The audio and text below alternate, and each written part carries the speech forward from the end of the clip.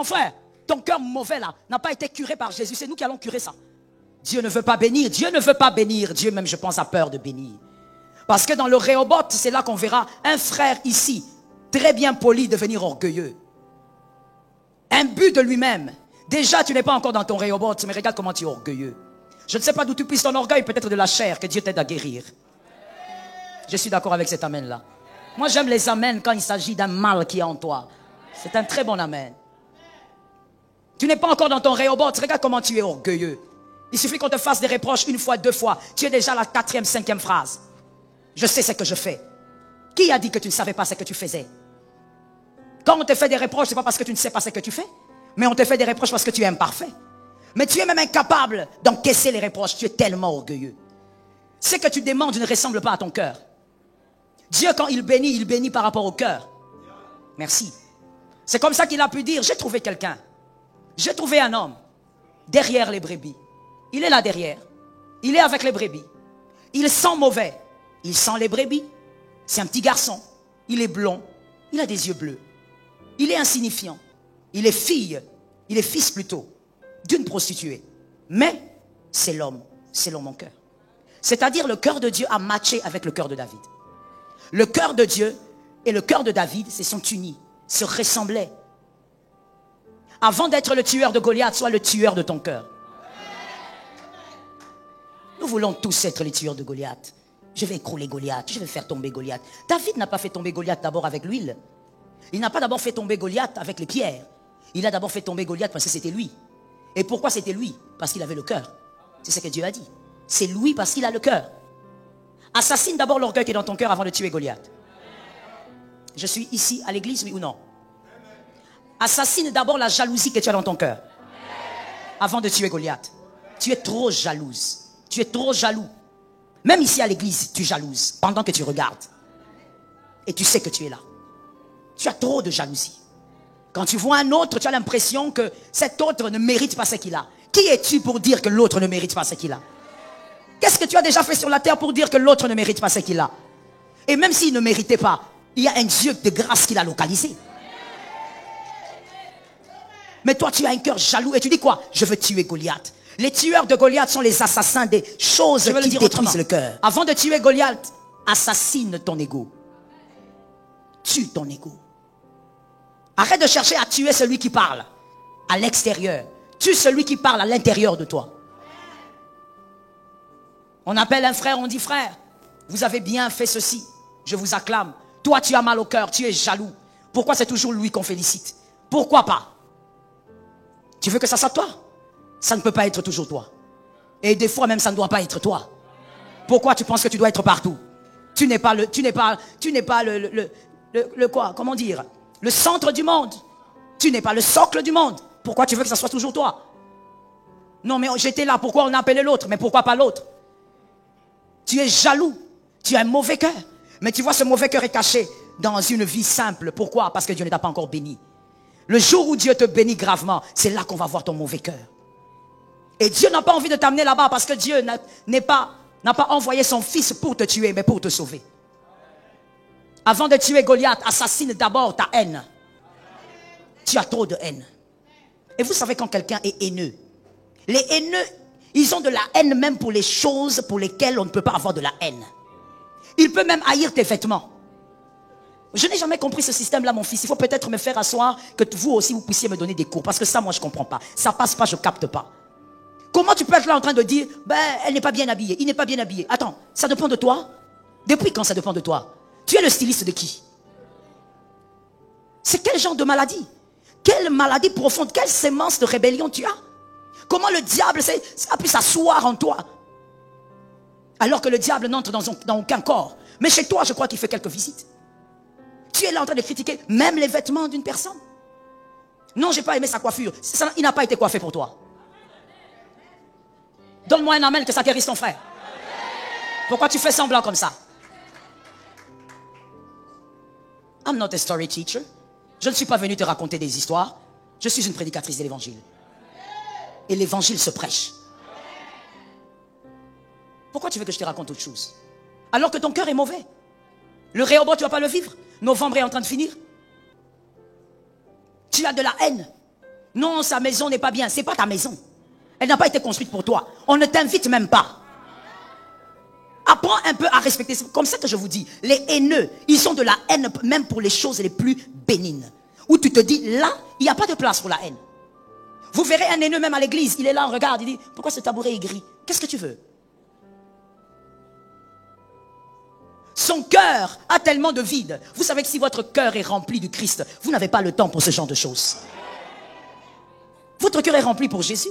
À l'heure où les autres regardent les vêtements pour critiquer et tout ça, vous pensez aux âmes. Donne-moi un amen. J'étais en train de parler des âmes. Vous pensez comment délivrer les âmes de la mort. Vous pensez comment organiser une grande campagne d'évangélisation. Au lieu de perdre votre temps, vous pavanez ici à gauche à droite. Laisse-moi ouvrir une parenthèse et parler aux ouvriers. Arrêtez de vous pavaner inutilement ici. Organisez l'évangélisation et gagnez les âmes. Vous êtes ici, vous faites des groupuscules en train de causer des choses inutiles. C'est pourquoi moi j'ai un principe. Je n'aime pas les gens qui se regroupent ici en train de causer 3-4 heures, même 20 minutes. Vous causez quoi? Vous causez quoi? C'est comme ça que même les enseignements de groupe, je n'aime pas que ça soit long. Parce qu'en réalité, on n'a pas besoin que ça soit long. Si c'est bien concis, on peut le terminer rapidement. On n'a pas le temps, gagnons les âmes. Cet amen est lépreux. Tu attends que je te dise, tu auras une maison pour me donner un amen. Ça, je ne te dirai pas. J'ai dit, gagnons les âmes. Gagnons les âmes. Gagnons les âmes. Gagnons les âmes. Vous vous pavanez inutilement ici. Le nombre d'ouvriers qu'il y a ici, vous devrez déjà gagner plusieurs âmes. Qu'est-ce que vous faites ici? Vous êtes en train de vous pavaner inutilement. Vos cœurs ne changent pas. Vous venez à l'église tous les jours, mais vous avez la même arrogance, la même méchanceté. Tu parles à ton frère comme s'il était un esclave. Tu parles à ton frère comme s'il était une chose méprisable. Jusqu'aujourd'hui, la prédication n'a pas changé ton langage. Jusqu'aujourd'hui, la prédication ne t'a pas appris comment est-ce que tu dois manier ta langue. Jusqu'aujourd'hui. Mais tu es tous les jours à l'église. Pour toi, l'église, tu crois, c'est comme l'UDPS, PPRD, ou l'autre là, c'est quoi? J'ai déjà dit l'UDPS. UDPS, PPRD, MLC, ce sont les partis politiques du Congo, en fait. Vous croyez que c'est ça l'église? L'église, c'est pas le PPRD. J'ai besoin des amens. L'église, c'est pas l'UDPS. L'église, c'est pas l'MLC. L'église, c'est le royaume de Dieu sur terre. Et dans l'église, on prêche l'évangile pour gagner les âmes. Dans l'église, on change. On change. On change. Je disais, dans l'église, on change. Arrête de me remplir l'espace. Si tu ne veux pas changer, quitte la chaise. Laisse quelqu'un d'autre venir. Je vais lui prêcher l'évangile. Et il va changer. Ne me remplis pas l'espace. Tu viens me prendre l'espace. C'est l'espace d'un homosexuel qui doit changer. C'est l'espace d'une lesbienne qui doit changer. C'est l'espace d'un voleur qui doit changer.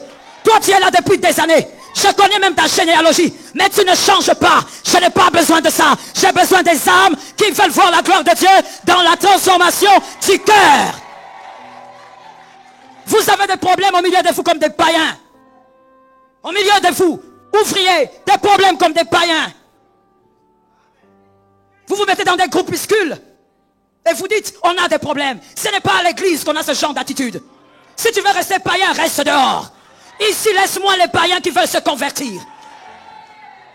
Jésus revient bientôt. On n'a pas le temps pour la sottise. Je ne fais pas partie des pasteurs qui vont te caresser au sens du poil. Non. Je n'ai pas besoin de ton offrande. Je n'ai pas besoin de ta dîme.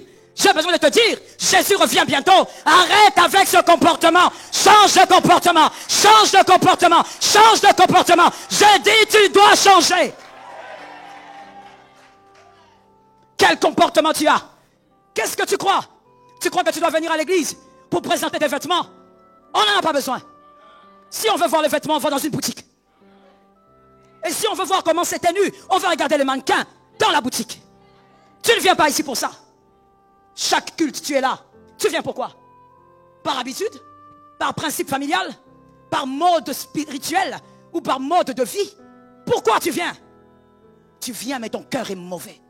Et tu dis à Dieu, Rehoboth, il n'y a pas de Rehoboth. Il n'y a pas de Rehoboth si tu n'as pas assassiné ces choses dans ton cœur. Tu as de la haine, même pour celui qui te fait du bien. Avec mon fils ce matin, quand je priais pour lui au bureau, c'est ce qu'il m'expliquait même. Même les gens qui te font du bien, toi tu attends un temps pour faire du mal.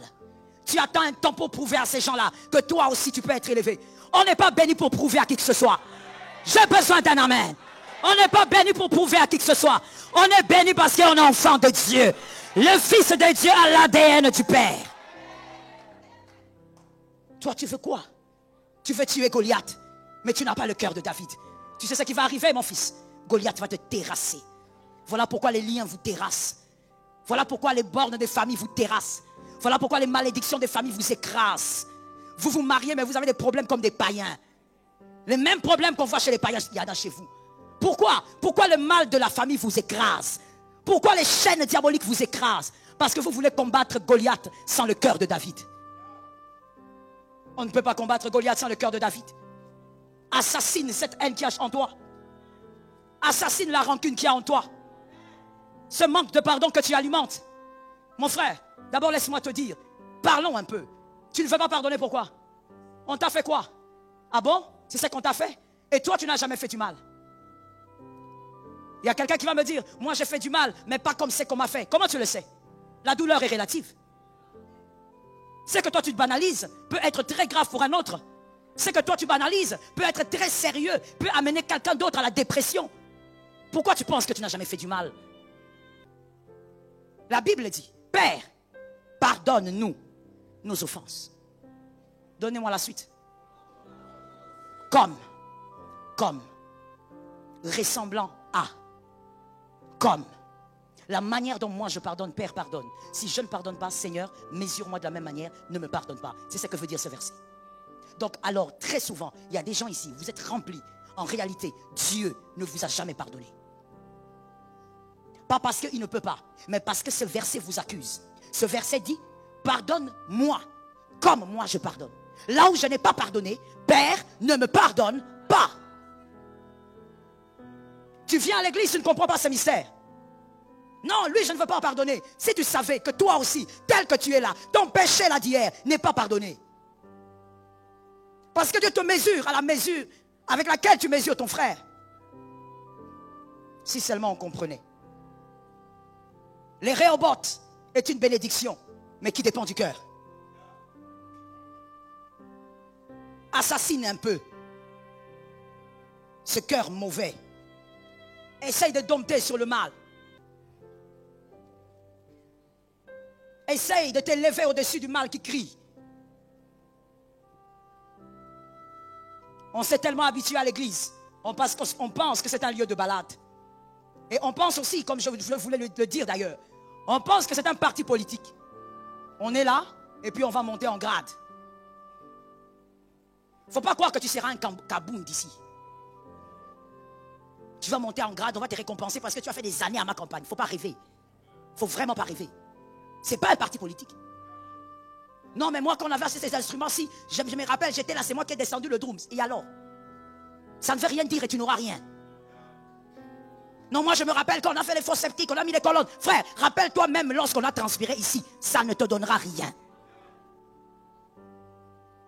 Ce n'est pas un lieu où tu viens, tu dis, je suis au niveau 1, j'attends 3 ans pour arriver au niveau 2. Quel niveau 2? Quel est le niveau 2? Quel est le niveau 4? C'est pourquoi tu ne changes pas. Dans la plupart des églises, là où on est focalisé sur les titres, les gens ne changent pas. Ils ne changent pas. Président. Vous êtes des présidents. Président de la musique, président de l'intercession, président du nettoyage, président. Quand on t'appelle président, toi tu crois que tu es devenu Tshisekedi.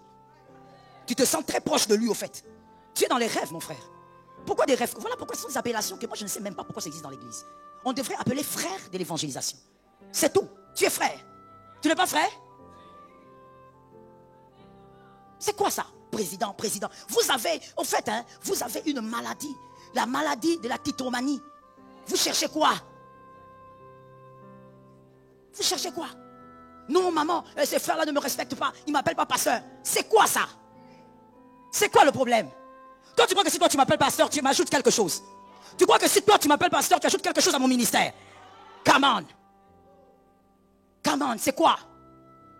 Mais vous êtes tellement... Et puis, je vais ouvrir une parenthèse pour dire, je pense que cette maladie de titromanie, les personnes qui en souffrent gravement, ce sont les personnes qui ont grandi en manque d'affection. Ils ont grandi avec un grand vide. Papa ne t'a pas bordé, hein? Est-ce que papa t'a bordé? C'est pourquoi tu es comme ça. Maman ne t'a pas câliné avant de dormir, hein? C'est pour ça. Alors quand tu viens à l'église, on te donne une petite portion une parcelle d'autorité. C'est fini. Nous n'allons plus manger ici. Parce que toi, on t'a établi. Tu vas chanter partout. Je suis établi. Je suis établi. Celui qui est établi ne chante pas. Je parle ou je laisse? Je suis en train de parler du cœur, mais laisse-moi entrer pénétrer une dimension de révélation. Lorsque Ève a été créée, la Bible dit Dieu lui-même l'a amené vers l'homme. Est-ce que tu as un verset où l'homme dit je suis l'homme? C'est moi, comme tu me vois là, je suis là. L'autorité ne parle pas. L'autorité se sent et se respecte. Toi, tu veux nous mettre mal à l'aise parce qu'on t'a responsabilisé ici. Qu'on ne respire plus. Qu'on passe comme ça. C'est moi ici. Ici, c'est Jésus. Non. Donne-moi un amen. Ici, c'est Jésus. Ici, c'est Jésus. Ici, c'est Jésus. Donne-moi un amen. Ici, c'est Jésus. Et j'ai même remarqué que ton amen est pourri. Il est lépreux. Donne-moi un autre amen. Ici, c'est Jésus. Si tu viens, tu t'allonges ici avec foi. Ce n'est pas maman Joël qui va te sauver. Moi-même aussi, je m'allonge ici. C'est l'homme de Galilée. Les guerriers d'Israël. Les vainqueurs des âges. Celui qui marche sur le sommet des montagnes. Celui qui est mort et ressuscité. Le puissant d'Israël. La gloire de Salomon. C'est Jésus. Arrête de dire aux gens, oh non, ici dans cette jeunesse, c'est moi, c'est pas toi. C'est Jésus. Dans l'intercession, c'est Jésus. Au milieu des choristes, c'est. Ne m'amène pas le diable. Ne m'amène pas le fait étranger. Jésus dans l'œuvre. Tout est à lui et c'est lui le centre, le socle. Si tu veux servir Dieu, sers Dieu parce que tu réalises que c'est Jésus. Si tu fais des caprices, fais des caprices. Ce n'est pas moi qui vais te payer. Tu es en train de perdre ta propre récompense. Il s'agit de Jésus. Mes fils, même dans les départements, on se supplie par les gens pour servir. Celui qui veut vient servir Jésus. C'est toi-même qui seras béni, on va te supplier pour ça. C'est une ignorance tellement basse qu'il faut mieux te laisser dans l'ignorance. On ne doit pas te supplier pour venir servir Dieu. Même si on te dit que tu es secrétaire du département de la jeunesse, on ne doit pas te supplier pour venir. Laissez ceux qui comprennent qui est Jésus venir et même servir Jésus. Mon frère, ton cœur mauvais là n'a pas été curé par Jésus. C'est nous qui allons curer ça. Ce sont nos insistances qui vont curer ça. Rien du tout. Si Jésus lui-même, dans ton âme là, ne t'a pas curé, arrête de venir à l'église parce que c'est un dimanche. Arrête de venir à l'église parce que tu ne veux pas qu'on te pose la question où est-ce que tu étais. Viens à l'église parce que tu veux être quelqu'un d'autre. Si à partir d'aujourd'hui, retenez, surtout vous les fils de la maison, retenez ça. Quand je dis fils, il y a les filles dedans. À partir d'aujourd'hui, des personnes n'osent dire, moi j'étais à côté de maman Joël depuis 15 ans, je ne vais pas t'écouter. Mets ça dans ta poche. Va enterrer ça et fais le deuil de ça. J'ai besoin des gens qui sont capables. C'est même pas vous qui allez dire. Que les hommes disent, non, cet homme depuis qu'il s'est converti, cette femme, sa conversion nous a impressionnés. Même dans le quartier, nous cherchons son Dieu. Il ne s'agit pas d'années, il s'agit du cœur. Toi-même quand on ferme les yeux ici, on dit prions, on prie. Mais toi tu penses déjà à la fille qui est à côté là. Tu es là. Nous on fait la louange ici. Présence de Dieu sainte. Toi tu es en train de regarder une fille là-bas qui danse. Regardez jusqu'à quel point la rébellion est dans le cœur. Tu es là en train de regarder la fille. On fait la louange.